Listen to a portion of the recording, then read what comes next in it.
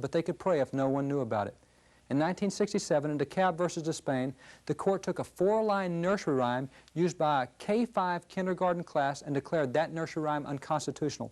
The court explained that although the word God was not contained in this nursery rhyme, if someone were to hear the rhyme, they might think that it was talking about God, and that would be unconstitutional. This trend continued in case after case, year after year. In 1 year alone, 3 cases made the courts challenging the right of students to see copies of the Ten Commandments while at school. The Supreme Court accepted the Stone v. Graham case from Kentucky, where a copy of the Ten Commandments was hanging in the hallways of the schools. The court acknowledged that the Ten Commandments were passive displays. That is, they simply hung on the walls just like a picture of George Washington. They were not part of any class or any curriculum. They just hung there. A student could look at them if he wanted to, and if he didn't, fine. Yet notice the court's ruling under the redefined First Amendment. The court said, if the posted copies of the Ten Commandments are to have any effect at all, it will be to induce the school children to read, meditate upon, perhaps to venerate and obey the commandments. This is not a permissible objective. That's quite a statement. You can't let kids see the Ten Commandments because if they do, they might obey them. Things like don't steal, don't kill, and that would be unconstitutional. When the court declares something unconstitutional, it is inferring that our founding fathers, the men who drafted the Constitution, would have opposed it. However, notice what James Madison, the chief architect of the Constitution, said about the Ten Commandments. He said, "We have staked the whole future of American civilization not upon the power of government, far from it. We've staked the future of all of our political institutions upon the capacity of each and all of us to govern ourselves according to the Ten Commandments of God." That which the chief architect of the Constitution considered to be the most crucial aspect of American constitutional government, the current court has declared to be unconstitutional. The entire controversy over God and religious activities and teachings in school had begun with the 22-word prayer in the Engel Vital case. That 22-word prayer, the prayer that led to the removal of all prayers from America's schools, simply said, "Almighty God, we acknowledge our dependence upon Thee, and we beg Thy blessings upon us, our parents, our teachers, and our country." That prayer, which only acknowledged God and didn't even contain the word Jesus, was a bland prayer. It was so bland that 8 years later, when a court was discussing that prayer, it described that prayer as a, quote, "to whom it may concern" prayer. That bland prayer acknowledged God only once. That one acknowledgement of God is the same number of times that God is acknowledged in the Pledge of Allegiance and only 1/4 the number of times that God is acknowledged in the Declaration of Independence. Yet it was unconstitutional. Since this simple prayer acknowledged God, the court went so far as to find out what percentage of the nation did believe in God. In the 1963 case, Aberdeen v. Shemp, the court reported that only 3% of the nation professed no belief in religion, no belief in God. 97% of the nation believed in God. That prayer was consistent with the beliefs of 97%. Nonetheless, the court took another first. It sided with the 3% against the 97%. This was the first time in America's history that 3% had become a majority. 3% had always been a minority, but now the philosophy of the 3% would be the philosophy under which the 97% must conduct its affairs. The 4 categories in that prayer which petitioned God's blessing were students, families, schools, and the nation. There are numbers of court cases readily available which show that until 1962-63, the courts consistently ruled using biblical principles and following biblical guidelines in all 4 of those areas. For example, in the area of families, even in 20th century divorce cases, a court explained that divorce was allowed for very few reasons, and that the reason was because the Bible allowed very few reasons. The court pointed out that it had not made the family, God had.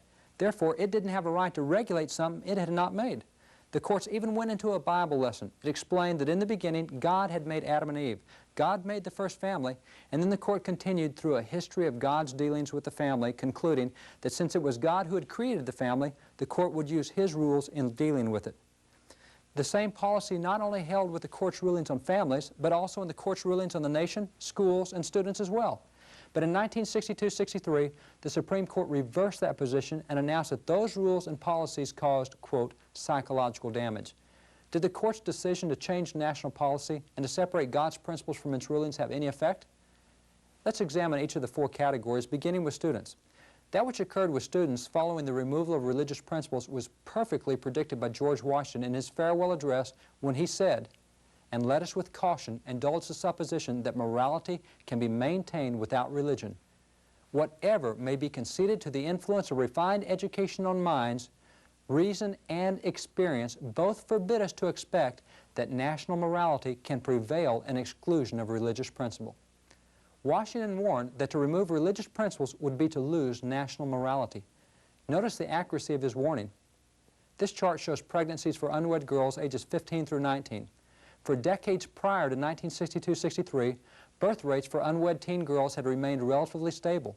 However, with the court's separation of religious principles from students, birth rates for unwed girls have now increased every year since 1962-63. This chart represents pregnancies for high school girls, but even birth rates for girls 10 through 14 years old have increased 553% since the removal of religious principles. This is a strong correlation. Perhaps it's merely coincidental, but it is both complete and striking.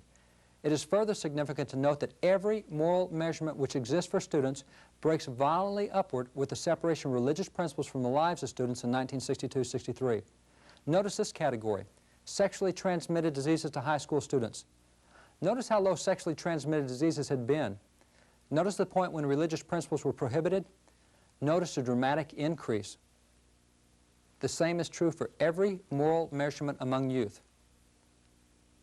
Again, each of these categories was showing overall declines prior to 1962-63, but with the first ever separation of religious principles from students, a violent upturn occurred on every chart and in every moral measurement.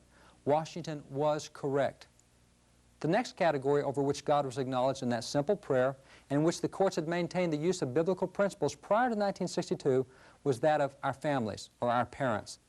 What happened when we abandoned the use of God's principles when dealing with families? Consider the area of divorce. Statistically, the divorce rate had been steadily declining for years and even decades prior to 1962-63. Beginning in 1963, the divorce rate skyrocketed. Between 1963 and 1981, the number of divorces in America tripled every year. The United States has now become #1 in the world in the rate of divorce. It is again striking that every measurement related to the breakup of the family statistically skyrocketed in 1963 with the separation of biblical principles from public policy. Single-parent families are now up 140%. Single-parent families with children are now up 160%. Even family morality is dramatically different. Unmarried couples living together are now up 536%.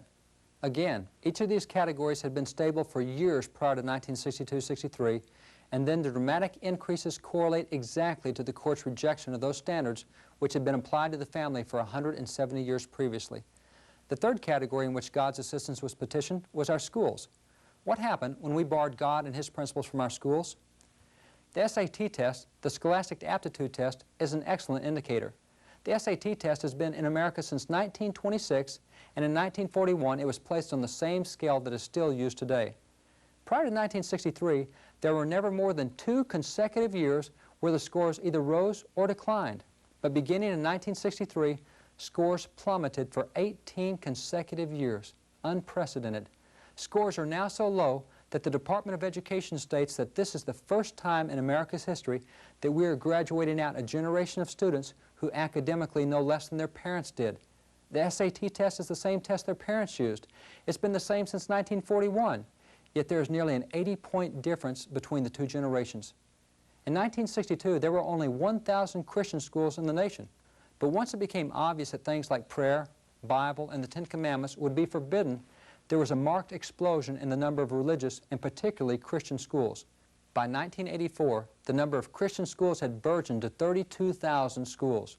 Currently, 8.5 million students, approximately 12% of the student population, attends private religious schools. According to the board responsible for the SAT test, the scores of students from private schools are nearly 80 points higher than those from public schools, which places them at the same level as scores prior to 1962-63. For private religious schools, it's as if no change had ever occurred. But for public schools, their scores are still continuing to decline. Another indicator of the impact that religious principles and religious schools have had on American education is found in the academic cream of the crop, the nation's academic elite, the National Merit Semifinalists. These are the top 0.5% of the nation's students. Now, according to the Department of Education, 12.4% of the nation's students attend private religious schools. 87.6% attend public schools. Since 12% of the nation's students attend private religious schools should produce 12% of the nation's cream of the crop, and 88% of the nation's students in public schools should produce 88% of the nation's cream of the crop. Yet that is not what is occurring. For example, in recent testing, that little group of 12.4% of the nation's students from private religious schools was producing 39.2% of the nation's top academic scholars. That's a level 3 times larger than its size. That's a phenomenal differential. We showed these statistics to a U.S. congressman. He looked at them and stated, "That makes perfect sense to me," he said. He said, "When you're talking about private schools, you're talking about money. You're talking affluency." He said private schools ought to get better scores than public schools. We investigated to see if that would be true and found that according to the Department of Education, the average private school cost $2,200 per student, while the average public school costs $5,400 per student. Private schools, with 2/5 the funds, are proportionally turning out a percentage of academic scholars 3 times higher than public schools. But consider, what is the fundamental difference between public and private schools? It is not in the core curriculum. The curriculum is the same. The Civil War takes place the same year at both schools. Math is the same at both schools. A verb is not an adjective simply because someone transfers to a private religious school. The basic difference is that one school utilizes religious principles and one does not, which appears to make an 80-point difference on the SAT test. The final category, the 4th category, was our country. What happened in the nation when we separated religious principles from public arenas? Well, what do you think happens when you start telling students, you can't see the 10 Commandments, you might obey them? Things like don't steal and don't kill. That has to have an effect on behavior. It did. Washington, in yet another warning from his farewell address, accurately predicted what has occurred. He said, "Let it simply be asked, where is the security for life, for reputation, and for property if the sense of religious obligation desert?" The sense of religious obligations has deserted, and currently there now seems to be no security for life, for reputation, or for property. For example, consider violent crime. After having remained statistically stable for years, since the removal of religious principles in 1962, the number of violent crimes has now surpassed population growth by 794%, causing the United States to become the world's leader in violent crime. Perhaps the best explanation for this increase was given by Thomas Jefferson, who succinctly states why Christianity was the best friend to government. Jefferson explained, "The precepts of philosophy laid hold of actions only, but Jesus pushed his scrutinies into the heart of man. He erected his tribunal in the region of his thoughts, and he purified the waters at the fountainhead." Where the law says, "Don't kill," in Matthew 5, Jesus says, "Don't get angry, don't hate." Clearly, if you prevent the anger and the hate, you've prevented the murder. Where the law says, "Don't commit adultery," Jesus says, "Don't lust in your heart." If you control the lust, you've controlled the adultery. The founders pointed out that only religion could stop crime before it started, because all crime comes out of the heart, and if you can't control the heart, you can't control crime. That is why Christian principles were so valuable to government. Most of the founders expressed the same understanding. President John Adams pointed out that there was no government in the world able to make someone do what was right or able to control those who did not wish to be controlled. Adams explained, "We have no government armed with power capable of contending with human passions unbridled by morality and religion." Then notice what he said. "Our Constitution was made only for a moral and a religious people. It is wholly inadequate to the government of any other." The founders believed that the Constitution would work only for people who had internal restraints and internal controls, for people who would use the Word of God as their standard. We've moved away from that, and clearly the Constitution, apart from religious principles, is not working the way it should, a fact evident on all the charts and statistics. Since 1962-63, the United States has undergone marked and dramatic statistical reversals, becoming the world's leader in the most unenviable categories. The United States is now #1 in the world in violent crime, #1 in the world in divorce, #1 in the Western world in teenage pregnancies, #1 in the world in voluntary abortions, #1 in the world in illegal drug use, and #1 in the world in illiteracy. Of all industrial nations, we have the highest illiteracy rate.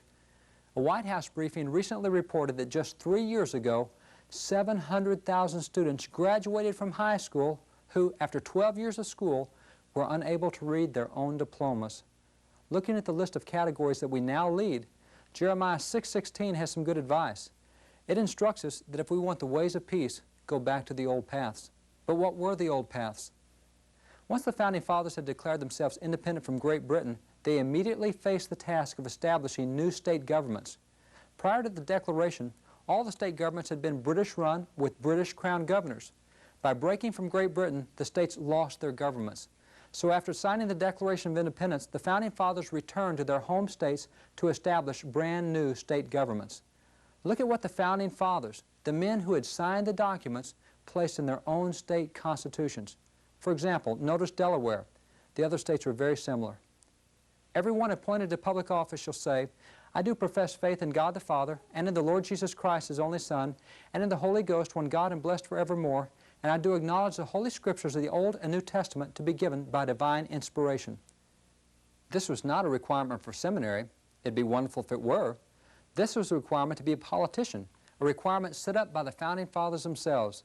But notice that this requirement is consistent with the First Amendment because it did not require someone to be from one specific denomination to hold public office. It did not say you had to be a Methodist, a Lutheran, a Catholic, an Anglican, a Presbyterian, or a Baptist, but it did say that you had to understand God's principles. You had to understand the Word of God to hold office. The different state constitutions contain several common components. For example, notice the requirements in Pennsylvania and Vermont constitutions. The other states were very similar. And each member of the legislature, before he takes a seat, shall make and subscribe the following declaration.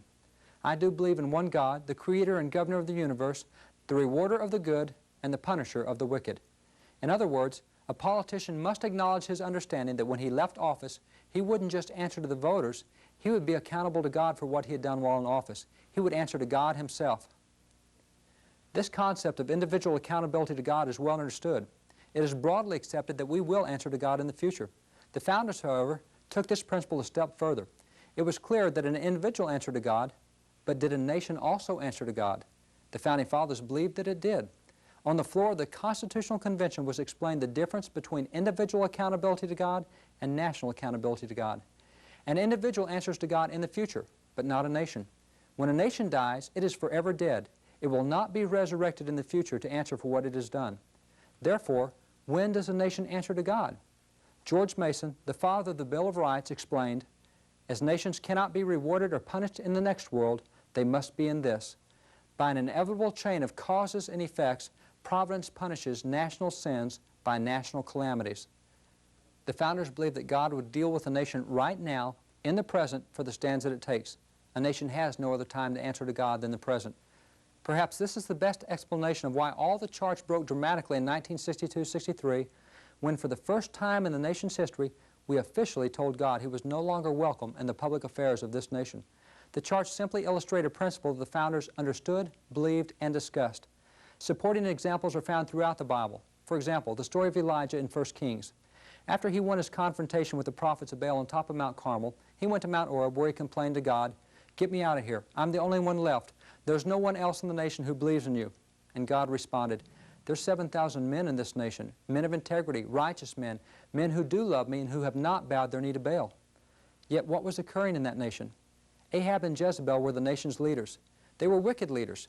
Because of their wickedness, because of the bad stands taken by the nation's leaders, the entire nation, including those 7,000 righteous men, went for 3.5 years with no rain.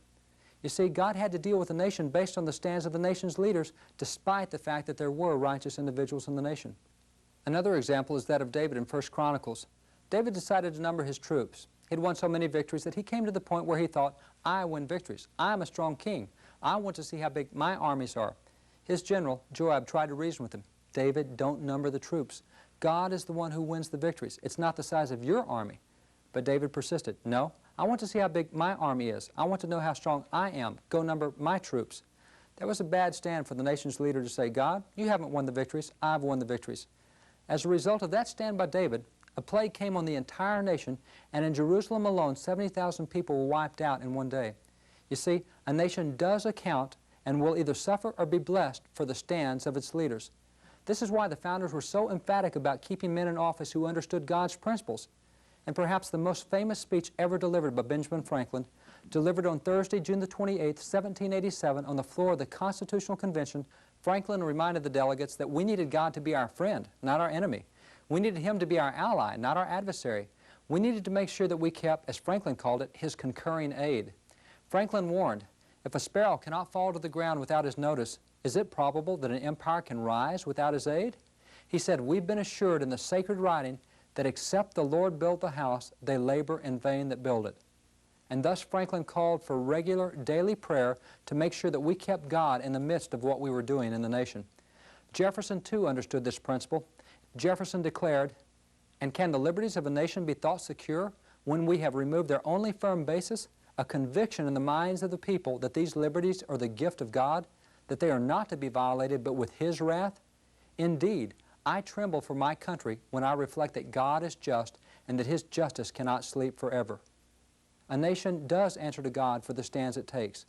Abraham Lincoln, during the Civil War, overheard someone in the White House state that he hoped that God was on our side in the battle, that God was on the Union side. Lincoln, showing that he understood the principle of national accountability, replied, "Sir, I'm not at all concerned about that, for I know that the Lord is always on the side of the right. But it is my constant anxiety and prayer that I and this nation should be on the Lord's side." This understanding of national accountability to God has been part of our heritage, part of our history. Our founders understood that a nation needed to take stands which lined up with God's principles so that God's blessings and His concurring aid, as Franklin described it, could rest on the nation. In 1774, while ambassador in France, Benjamin Franklin made a recommendation to the French which sums up what again must happen in America.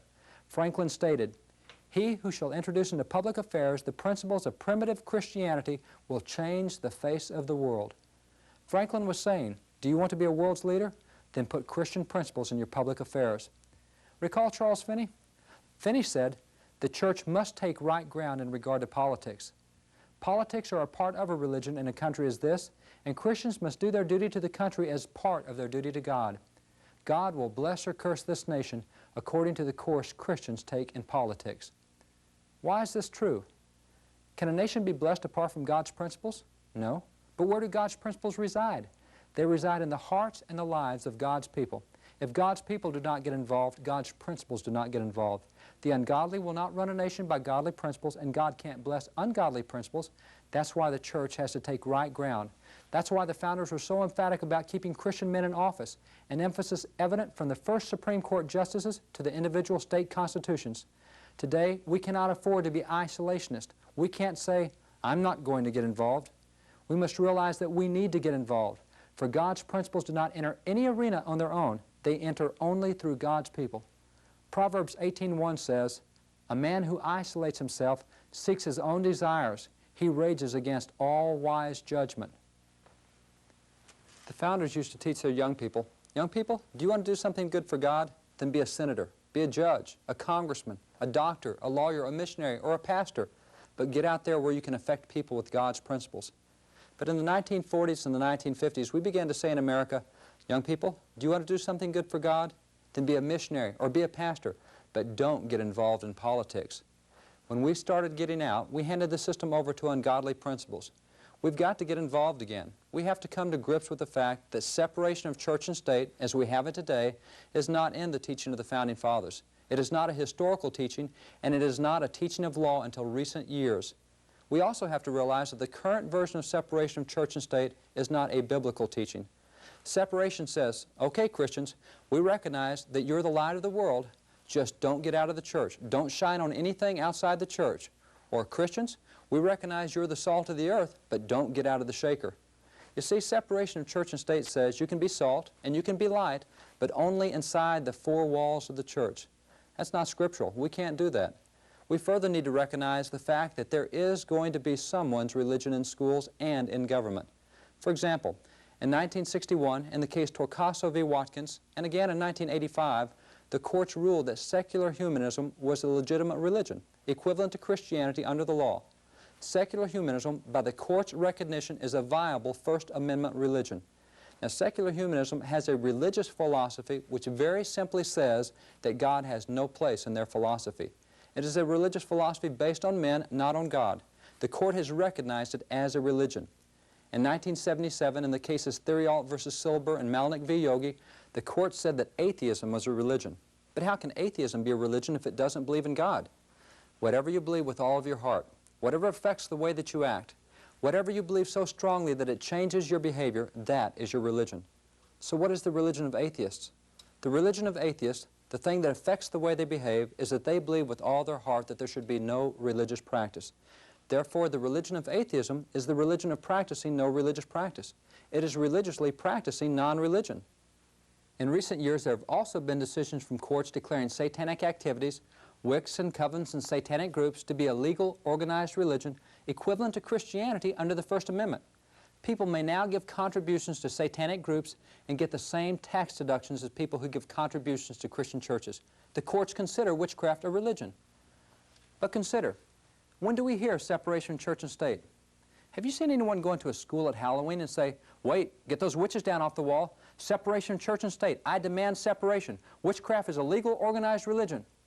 Or have you seen anyone go into public schools and say, now wait, I don't see any prayer here, I don't see any Bible reading here, there's no religious practice here, that means it's the religion of atheism here, I demand separation of church and state, get the religion of atheism out. No, we don't hear that. When do we hear separation of church and state? Anytime there's an attempt to involve Christian principles. Separation of church and state is the big club pulled out to beat back the Christians. We have lost ground in recent years as we've lost our understanding of the founders' intents and teachings. We do have a godly heritage in America, but we've been robbed by the 3%.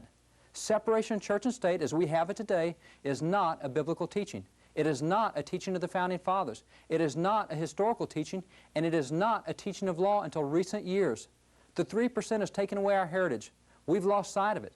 We have to get involved and take it back. A godly heritage is the foundation of America, and the church must take right ground. We must recover the things that we've given up in recent years. We must get involved.